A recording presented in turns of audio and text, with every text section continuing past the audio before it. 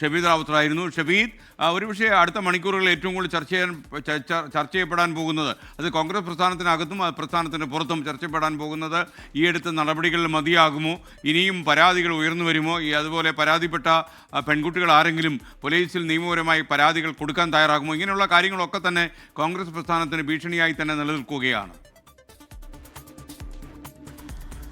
ഉറപ്പായിട്ടും. കാരണം ഈ വിവാദങ്ങളുടെ തുടക്കം നമുക്കറിയാം.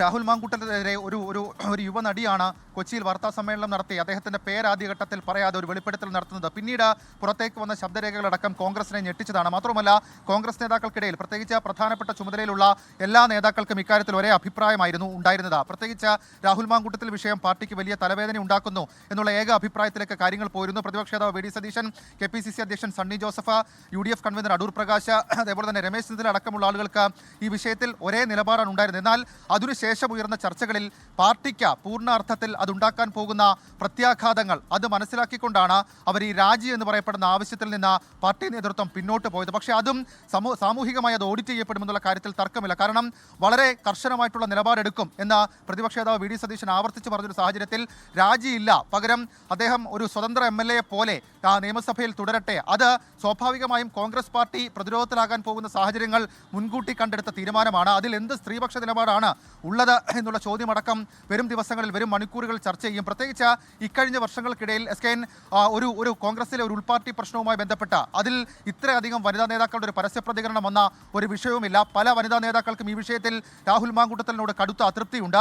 അതടക്കമുള്ള കാര്യങ്ങൾ നിലനിൽക്കുമ്പോൾ കേവലം ഒരു സസ്പെൻഷൻ കൊണ്ട്, അതല്ലെങ്കിൽ പ്രാഥമിക അംഗത്വത്തിൽ നിന്ന് 6 മാസം മാറ്റി നിർത്തിക്കൊണ്ട് ഏതെങ്കിലും തരത്തിൽ ആ പ്രശ്നത്തെ പരിഹരിക്കാൻ കഴിയും എന്ന് നമുക്ക് പറയാൻ കഴിയില്ല. അതിൽ കോൺഗ്രസിനുള്ളിൽ തന്നെ വലിയ തരത്തിലുള്ള വിയോജിപ്പുകൾ അത് പൊട്ടിപ്പുറപ്പെടാൻ സാധ്യതയുണ്ട്. പക്ഷേ അതേസമയം പാർട്ടി ഇക്കാര്യത്തിൽ ആലോചിക്കുന്ന ഒരു കാര്യം, നിലവിൽ ഇപ്പോൾ നേരിടുന്ന പ്രതിസന്ധി, ആ വിവാദം അവസാനിപ്പിക്കണം. അതല്ലെങ്കിൽ തദ്ദേശ തെരഞ്ഞെടുപ്പ് ചർച്ച എന്നുള്ള കാര്യം അപ്പാടെ മുങ്ങിപ്പോയൊരു സാഹചര്യമാണ്.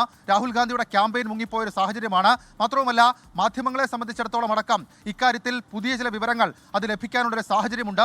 അതുകൂടി മുന്നിൽ കാണുന്നുണ്ട് പാർട്ടി എന്നുള്ളതും ഏറ്റവും പ്രധാനപ്പെട്ട കാര്യം. നിലവിൽ രാഹുൽ മാങ്കൂട്ടത്തിനെതിരെ ഇതുവരെയും നിയമപരമായ ഒരു കേസോ ഒരു പരാതിയോ ആരുടെയും മുന്നിൽ എത്തിയിട്ടില്ല. പകരം ചില തെളിവുകളും ചില ശബ്ദരേഖകളും ഒക്കെയാണ് പുറത്തു വന്നിട്ടുള്ളത്. അപ്പോൾ ധാർമ്മികമായി രാഹുൽ മാങ്കൂട്ടത്തിനെ മാറ്റി നിർത്തുന്നു എന്നുള്ള വിശദീകരണം അത് എത്ര കണ്ട് ഫലം ചെയ്യുമെന്നുള്ളത് കാത്തിരുന്ന് കാണേണ്ടി വരും. SKN ലോകത്തെവിടെയായാലും ഏത് സമയത്തും 24 വാർത്തകളും ഓഗ്മെന്റഡ് റിയാലിറ്റി പാക്കേജുകളും എക്സ്പ്ലെയിനറുകളും വിശദമായി കാണാൻ ഞങ്ങളുടെ YouTube ചാനൽ നിങ്ങൾക്ക് സബ്സ്ക്രൈബ് ചെയ്യാം.